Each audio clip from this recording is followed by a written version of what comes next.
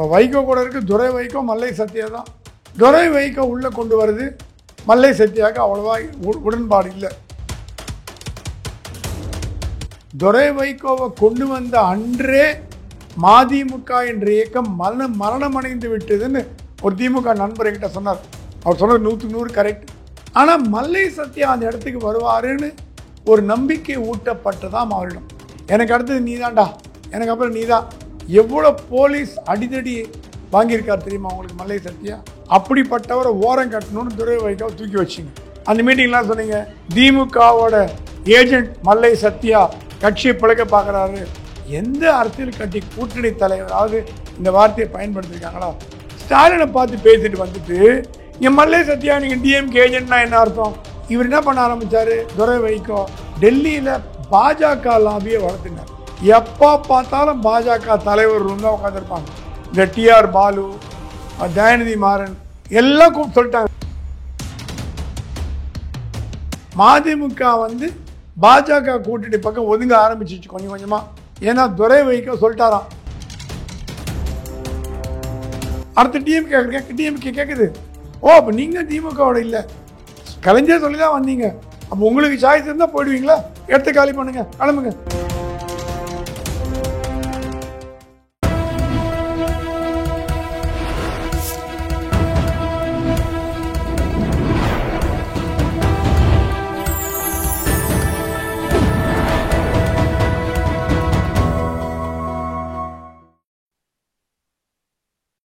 Channel 5 Tamil நேயர்களுக்கு வணக்கம். இன்றைய நேர்காணலில் நம்மோடு பேச இருப்பது மூத்த பத்திரிகையாளர் பிரகாசம் சாமி அவர்கள். சார் வணக்கம். சார் வணக்கம்.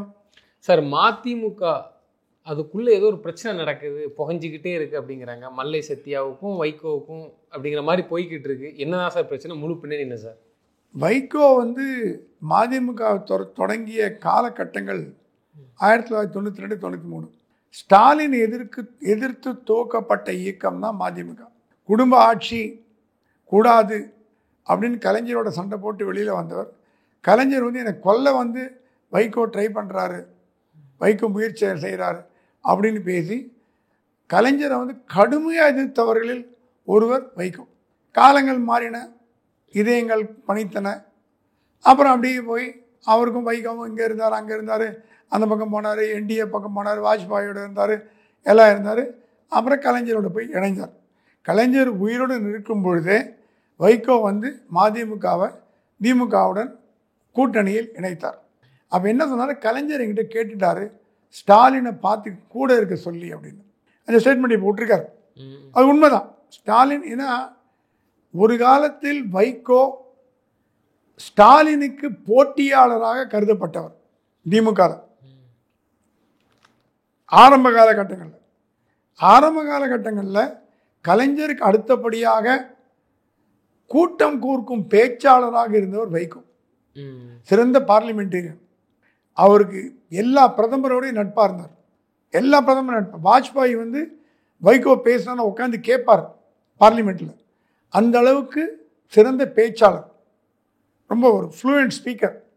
அப்படிப்பட்டவர் கொஞ்சம் கொஞ்சமாக கழுதை தேஞ்சு கட்டருமான மாதிரி எந்த இயக்கத்துக்கு எதிராக தன் கட்சியை துவக்கணுமோ அந்த இயக்கத்திலே சரணடைந்தார். அப்போவே 50% போச்சு. அவர் கூட இருந்த மாவட்டத்தில் ஆக்சுவலாக கலைஞர் சொன்னாராம், எம்ஜிஆர் கூட திமுகவை 2 உடைக்கலையா, வைகோ கோபால்சாமி உடைச்சிட்டாயா அப்படின்னாராம். 9 மாவட்ட தலைவர்கள் திமுகலேருந்து ராஜினாமா பண்ணி வைகோ விட்ட போனாங்க. கலைஞர் சொன்ன வார்த்தை, ராமச்சந்திரன் கூட உடைக்கலையா, கோபால்சாமி உடைச்சிட்டாயா அப்படி ரொம்ப மனசு வருத்தப்பட்டார். ஏன்னா கலைஞர் வந்து கட்டி காத்த இயக்கம் திமுக. அதை வந்து வர்டிகல் ஸ்பிளிட் ஆகிறதுக்கு ட்ரை பண்ணுற அளவுக்கு வைகோ பண்ணார்னா அது வந்து அப்போ அவருடைய ஆளுமையை அப்போ காமிச்சது. அதிலிருந்து சரிவு துவங்கியது. எந்தெந்த மாவட்ட தலைவர்கள் வந்தாங்களோ அவங்க அத்தனை பேரும் பேக் டு டிஎம்கே எல்லாம் போயிட்டாங்க. இப்போ யாருமே கூட இல்லை. இப்போ வைகோ கூட இருக்குது துரை வைகோ, மல்லை சத்யா தான் குறிப்பிட்டு சொல்லணுன்னா. வேறு யாரும் பெரிய லெவலில் கிடையாது. இது என்ன ஆகி போச்சு? கொஞ்சம் கொஞ்சமாக துரை வைகோ உள்ளே கொண்டு வருது, மல்லை சத்யாவுக்கு அவ்வளோவா உடன்பாடு இல்லை. ஏன்னா வைகோவுக்கு அடுத்த இடத்துல இருந்தது மல்லை சத்யா. வைகோ சொல்வாராம், என் உயிரை காப்பாற்றியவன் மல்லை, என் உயிரே அவன் தான் அப்படிம்பார். எவ்வளோ விஷயங்களில் வைகோவுக்கு தோள் கொடுத்தது. எல்லாரும் விட்டு போன அப்புறம் கூட நான் போக மாட்டேன், என் தலைவர் தான் முக்கியம், அவர் என்ன தப்பு பண்ணாலும் பரவாயில்ல, தலைவர்னு எடுத்ததுக்கப்புறம் தப்பு ரைட்டு பார்க்கக்கூடாது அப்படின்னு வைகோவோட கம்ப்ளீட்டாக இருந்தவர் மல்லை சத்யா. சரி, துரை வைகோ கொண்டு வரதுனால 2 பேருக்கு ஃப்ரிக்ஷன் வந்தது. நல்ல தலைமையாக இருந்து என்ன பண்ணிருக்கணும், உனக்கு சில பொறுப்பு, உனக்கு சில பொறுப்பு, நீங்கள் 2 பேரும் தலையிடாதீங்க அப்படின்னு சொல்லியிருக்கணும்.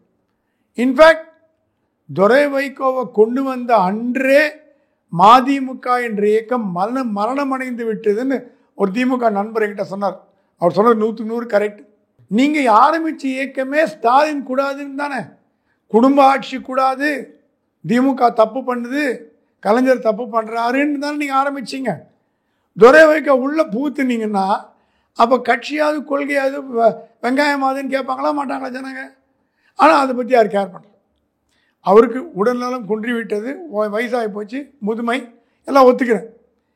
ஆனால் மல்லை சத்யா அந்த இடத்துக்கு வருவாருன்னு ஒரு நம்பிக்கை ஊட்டப்பட்டதாம் அவரிடம். எனக்கு அடுத்தது நீ தான்டா, எனக்கு அப்புறம் நீ தான் கட்சி பார்த்துணும், கத்தியை நடத்தணும். மல்லை சத்யா ஒன்றும் சாதாரணமானவர் இல்லை, நல்ல பேச்சாளர், நல்ல ஆர்கனைசர், தாழ்த்தப்பட்ட சமூகத்தை சேர்ந்தவர், நல்ல ஒரு சிறந்த நிர்வாகி. இப்போது வைகோ சார்பில் எந்த போராட்டம் நடந்தாலும் முதல் ஆளாக நிற்கிறது மல்லை சத்யா தான். வைகோ கூட போக மாட்டார், துரை வைகோ கூட போக மாட்டார். கூட்டத்தை கூட்டி போராட்டத்தை நடத்துறது எவ்வளோ போலீஸ் அடிதடி வாங்கியிருக்கார் தெரியுமா உங்களுக்கு மல்லை சத்யா? அப்படிப்பட்டவரை ஓரம் கட்டணும்னு துரை வைகோவை தூக்கி வச்சிங்க. சரி, அதை பற்றி அவர் மல்லையார் வேலையை பார்த்துட்டு போயிட்டே இருந்துட்டார். நடுவில் வைகோவோட பையன் என்ன பண்ணார், வாயை விட்டார். 12 சீட்டு கொடுத்தாதான் எங்களுக்கு ரெக்கக்னேஷன் கிடைக்கும், எங்களுக்கு தேர்தல் கமிஷனில் அங்கீகாரம்னா 12 சீட்டு வேணும். இதே துரை வைகோ பார்லிமெண்ட் தேடி என்ன சொன்னார், சொந்த கட்சி இருந்தீங்கன்னா தற்கொலை பண்ணிப்பேன்னார். நேரு சொன்னார், பண்ணிக்கிட்டு போடா, என்ன மிரட்டுறீங்க? என்ன திமுக மிரட்டி பார்க்க முடியுமா? மிரட்டி பார்க்க லெவல்லையா திமுக இருக்குது?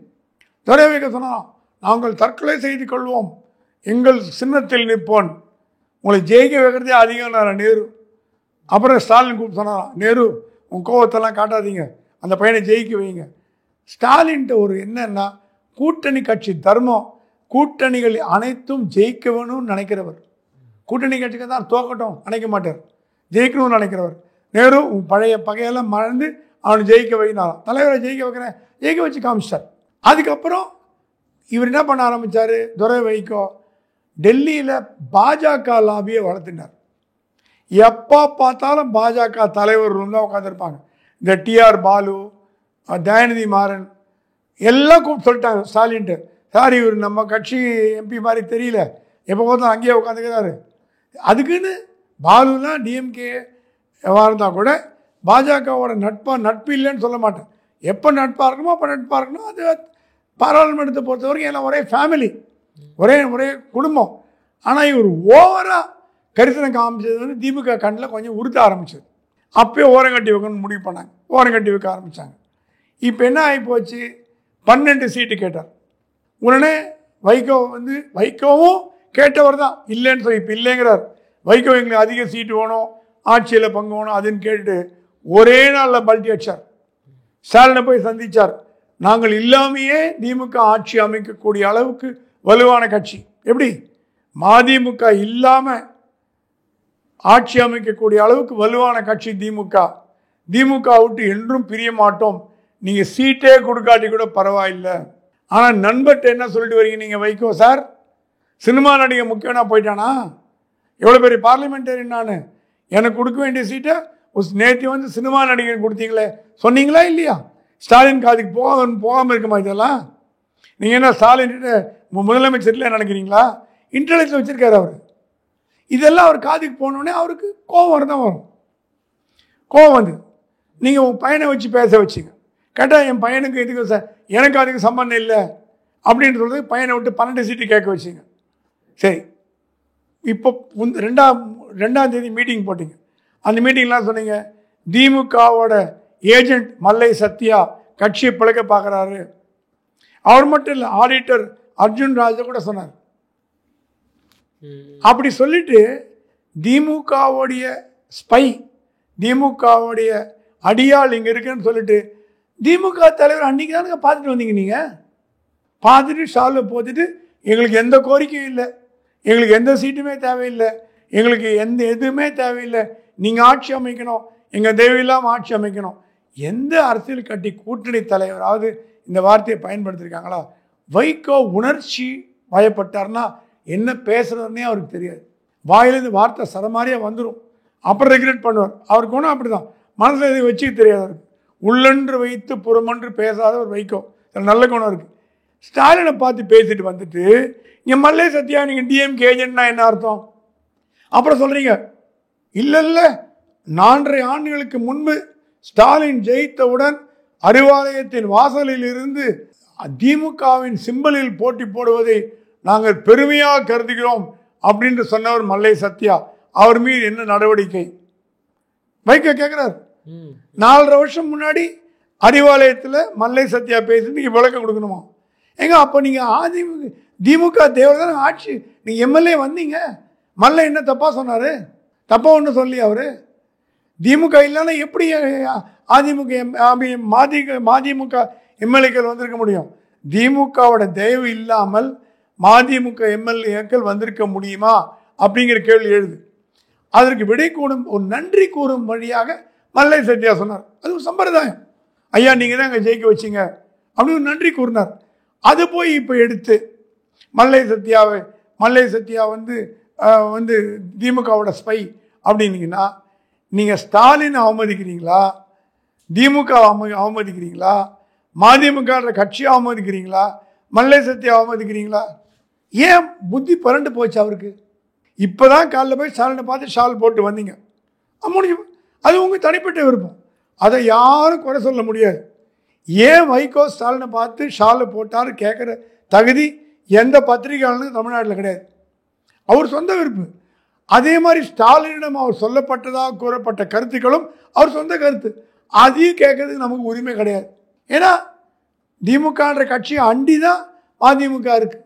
திமுக எதிரான கட்சி இல்லை, அண்டி படிக்கிற கட்சியாக தான் இருக்குது. இன்ஃபேக்ட் விசிகாவோட கம்யூனிஸ்டுங்களை விட காங்கிரஸுங்களை விட க்ஷீணமாக இருக்கிற கட்சி திமுக கூட்டணியில் மதிமுக தான். அப்படி ஸ்டாலினை காலில் பார்த்துட்டு வந்துட்டு மத்தியான மீட்டிங்கில் நீங்கள் வந்து திமுகவோட ஸ்பைன்னு சொன்னீங்கன்னா என்ன அர்த்தம்? அது காரணம் சொல்கிறார். திருப்பூர் பல்லடம் எம்எல்ஏ முத்துரத்னம் திமுகவில் ஜாயின் பண்ணுறதுக்கு காரணமே மல்லை சத்யா. 2021 மதிமுக கூட்டணியில் வந்த பிறகு ஸ்டாலின் ஒரு மதிமுக பிரமுகரை கட்சியில் சேர்த்துனாரான்னு சொல்லுங்கள். சேர்த்துக்கீங்கன்னா கட்சி தர்மத்தை பார்க்குறவர் ஸ்டாலின், கூட்டணி தர்மத்தை பார்க்குறவர். இப்போ முத்துரத்னத்தை, திருப்பூர் முத்துரத்னத்தை எடுத்துட்டார்னா இப்போ ஸ்டாலினுக்கு என்ன மனநிலையில் மதிமுக மீது இருக்கிறார்கள் என்பது உங்களுக்கே புரியும். அதுக்கு மேலே சொல்ல வேண்டிய தேவையில்லை. ஏன்னா மதிமுக வந்து பாஜக கூட்டணி பக்கம் ஒதுங்க ஆரம்பிச்சிச்சு கொஞ்சம் கொஞ்சமாக. ஏன்னா துரை வைகோ சொல்லிட்டாராம், திமுகலாம் வேணாம்ப்பா, நம்ம என்டிஏல போய் சேர்ந்துக்கலாம், எனக்கு மந்திரி பதவியாவது கிடைக்கும், உங்களுக்கு 10 எம்எல்ஏவாவது கிடைக்கும்னு. வைகோவால் முடிவு பண்ண முடியல. ஏன்னா பையன் பக்கமும் நியாயம் இருக்கிறத உணர்றார், ஸ்டாலினை பகைச்சிக்கவும் அவரால் முடியல. அதனால அப்பப்போ சொல்லி காட்டுறார், கலைஞர் சொன்னதால் தான் நான் ஸ்டாலினோட இருந்தேன். அப்போ நீங்களா ஸ்டாலினோட இல்லையா? அடுத்த டிஎம்கே கேட்குது, ஓ அப்போ நீங்கள் திமுகவோட இல்லை, கலைஞர் சொல்லி தான் வந்தீங்க, அப்போ உங்களுக்கு சாய்ஸ் இருந்தால் போயிடுவீங்களா? இடத்த காலி பண்ணுங்க, கிளம்புங்க, நாங்கள் அந்த இடத்துல தேமுதிக கூப்பிட்டுக்கிறோம் அப்படின்னு சொல்கிறதுக்கு எவ்வளோ நேரம் ஆகும்? ஆனால் ஸ்டாலின் வந்து நியாயவாதி. இந்த கூட்டணியை அப்படியே 10 வருஷமாக கொண்டு போகணுன்னு பார்க்குறாரு. அதை உடைக்கிறதுக்கு வைகோ ட்ரை பண்ணார்னா அந்த நஷ்டம் ஸ்டாலினுக்கு இல்லை, வைகோவுக்கு தான். இல்லை அப்படி போகும் பட்சத்தில் நீங்கள் ஒரு புதுசாக ஒரு விஷயத்த சொல்கிறீங்க, பாஜகவுடனான கூட்டணியை துரை வைகோ விரும்புகிறாரு, பேச்சுவார்த்தைலாம் அவங்க அப்பாட்ட பேசுகிறாங்க. அது எந்த அளவுக்கு சார் உண்மை? ஆமாம், பாஜக என்ன சொல்லிட்டு புதிய வரவுகள் எங்கள் கூட்டணியில் வரும்னு சொல்லி ஞாபகம் இருக்கு அவங்களுக்கு? அந்த புதிய வரவு காங்கிரஸா, விசிகாவா, கம்யூனிஸ்டா? இல்லை, இது 3 ஜென்மத்துக்கு பிஜேபியோட வராது. உலகம் தலைகீழாக மாறினாலும் இந்த 3 கட்சிகள் பிஜேபியோட வராது. மீது என்ன கட்சி இருக்குது? மதிமுக தான் இருக்குது. அடிக்கடி சொல்லுவாங்க இவங்க பாஜக இருக்கலாம், எதிர்கட்சி கூட்டணியிலிருந்து ஆட்கள் வரும் சொல்லும் போது நமக்கு தெரியும் மதிமுக தான். எல்லாத்துக்கும் இருந்துச்சு. இவங்க இருக்க பார்ட்டில எப்படி யார் தான் போவா? எல்லாம் சித்தாங்க ரீதியில ஒட்டாத மேட்சிங்கா இருக்குமே யோசிச்சோம். இல்ல வைகோ வந்து 2014 வரைக்கும் மோடியோட இருந்தவர் தான், என்டிஏவோட இருந்தவர் தான், வாஜ்பாயோட நண்பர் தான். அவரே சொல்லியிருக்கார், நான் எப்போ நான் உறவை முறித்து கொண்டேன் என்றால் மோடியோட பதவியேற்பு விழாவுக்கு ராஜபக்சே கூப்பிட்டதுனால கோவப்பட்டு நான் முறிச்சின் வெளியில் வந்தேன்னார் சொன்னார் வாயில். 12 வருஷம் ஆகிப்போச்சு, 16 வருஷம் ஆகிப்போச்சு. மோடி மேலே கோவெல்லாம் போயிருக்கலாம். சரி, மோடி போனார்னா வைகோ போனார்னா மோடி வேண்டான்னு சொல்ல மாட்டார். வாங்க பார், மோடி யார் வந்தாலும் கதவு திறந்துருக்கு, வாங்க உங்களுக்கு 4 சீட்டு தரேன், 5 சீட்டு தரேன் பார். ஆனால் மகனுக்கு அமைச்சர் பதவிங்கிறது கொஞ்சம் டவுட்ஃபுல். அப்படி பார்த்தீங்கன்னா ஜி.கே. வாசனுக்கு கொடுக்கணும், அன்புமணி ராமதாஸ் கொடுக்கணும், துரை வைகோ கொடுக்கணும், எல்முருகன் கொடுக்கணும். தமிழ்நாட்டில் இன்னும் 2-3 பாஜகனுக்கு மந்திரி பதவி கொடுக்கணுமா இல்லையா? எங்கேருந்து போவார் பிரதமர் மோடி? ஸோ இதெல்லாம் அறியாதவர் இல்லை ஸ்டாலின். ஸ்டாலினுக்கு தெரியும், ஓ நீங்கள் பாஜக பக்கம் கரை ஒதுங்க போகிறீங்களா, ஒதுங்கு. நீ என்னை மாலை போட்டு ஷால் போட்டு திமுக தான் என்னை சத்தியமாக பண்ணித்தரேன், சத்தியமாக திமுக தான் கூட்டிட்டு தான் இருப்பேன்னு சொல்கிறதெல்லாம் எந்த அளவுக்கு உண்மைன்னு ஸ்டாலினுக்கு தெரியும். அதனால தான் அவர் அமைதிக்காகிறார். நிச்சயமா சார். தொடர்ந்து தங்களது கருத்துக்களை பயணமைக்கு நன்றி. நன்றி.